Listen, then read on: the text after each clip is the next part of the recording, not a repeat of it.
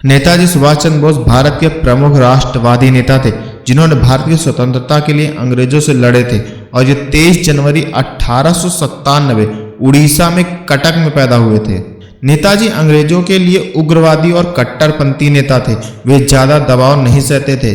इनका मानना था कि अंग्रेजों को समझाकर नहीं मार कर भगाओ। उन्होंने भारतीय राष्ट्रीय सेना INA का आयोजक के रूप में भी जाने जाते हैं, जिसका गठन द्वितीय विश्व युद्ध के समय जापान की सेना की मदद से अंग्रेजों को भारत से भगाने के लिए किया गया था। 1920 में नेताजी ने भारतीय सिविल सेवा ICS परीक्षा में हिस्सा लिया और पहली रैंक हासिल की, लेकिन उन्होंने ICS में शामिल होने से इनकार कर दिया क्योंकि वह ब्रिटिश सरकार की सेवा करने के इच्छुक नहीं थे। इससे रिलेटेड एक कहानी है। जब वे ICS का इंटरव्यू देने गए थे तब अंग्रेज नहीं चाहते थे कि एक भारतीय ICS बने। तब अंग्रेजों ने बोस से कई उल्टे क्वेश्चन पूछे, लेकिन सुभाष चंद्र बोस ने बहुत आराम से इंटरव्यू क्रैक कर दिया था। नेताजी को बचपन से ही स्वतंत्रता के प्रति प्रेम बहुत अधिक था। वह 1921 में भारतीय राष्ट्रीय कांग्रेस में शामिल हुए और राजनीतिक गतिविधियों के लिए उन्होंने कई बार गिरफ्तार भी किया गया और जेल में यातनाएं भी सही। नेताजी महिलाओं के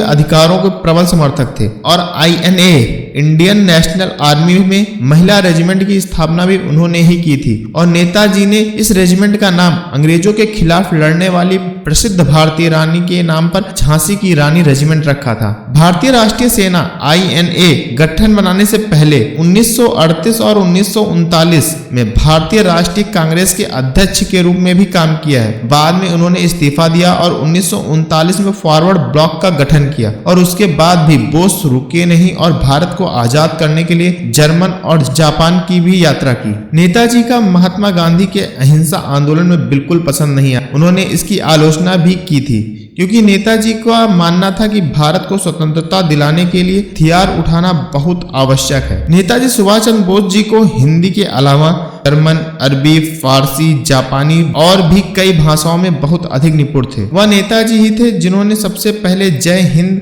शब्द का उपयोग किया और यह बाद में स्वतंत्रता सेनानियों के लिए एक लोकप्रिय नारा भी बन गया था। भारतीय राष्ट्रीय सेना INA का गठन करने के बाद नेताजी अपने देश को आजाद करने का बहुत मजबूत हथियार तैयार कर लिया था, जिसमें दक्षिण पूर्व एशिया में युद्धबंदी बने हुए सैनिक और वहां पे जो प्रवासी थे उन्हें मिलाकर यह सेना तैयार की गई थी।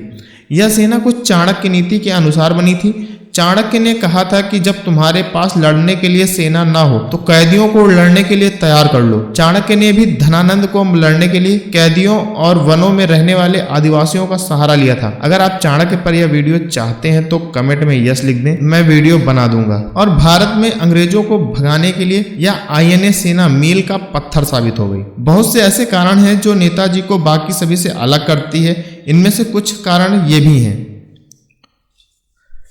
नेताजी एक करिश्माई नेता थे जिन्होंने लाखों लोगों को भारतीय स्वतंत्रता आंदोलन में शामिल होने के लिए मोटिवेट किया। नेताजी अपने असाधारण लीडरशिप के गुणों के लिए जाने जाते थे, जिसमें सामान्य लोगों को एक लक्ष्य के लिए मोटिवेट करना और सबको एक साथ इकट्ठा करने में उनकी क्षमता सबसे अलग बनाती थी।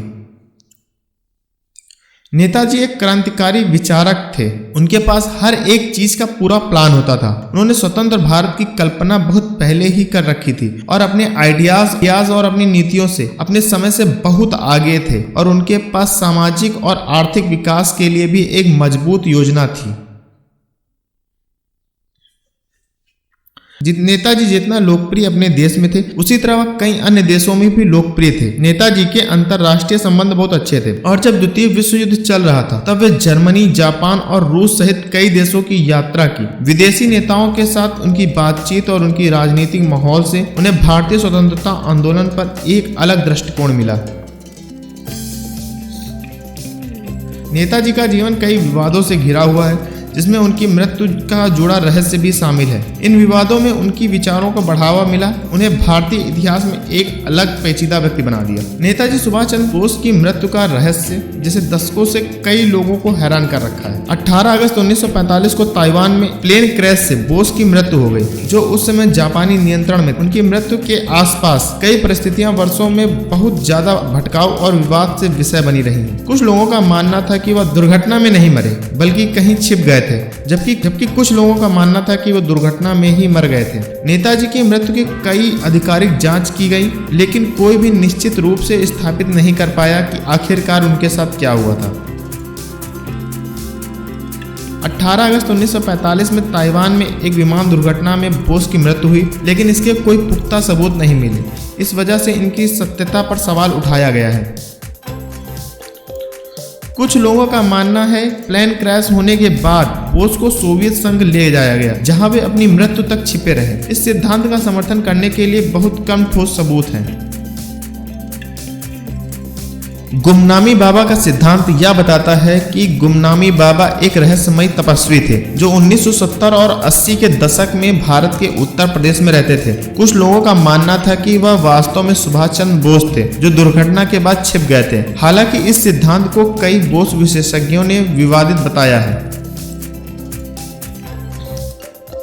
साल 2015 में भारत सरकार ने बोस की मृत्यु से संबंधित फाइलों का एक सेट जारी किया, जिसे फैजाबाद फाइलें कहा जाता है। इन फाइलों में उन चश्मदीद के बयान शामिल हैं जिन्होंने दावा किया था कि उन्होंने दुर्घटना के बाद बोस को देखा था। साथ ही पत्र और अन्य दस्तावेज जो सुझाव देते हैं कि वो बच गए होंगे। हालांकि इन फाइलों को प्रामाणिकता पर भी सवाल उठाए गए हैं।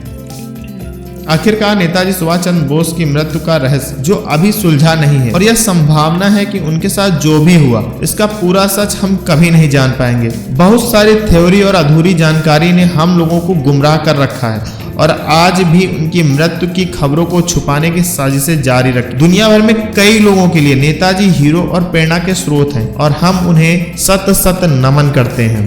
अगर वीडियो पसंद आई हो तो लाइक करें।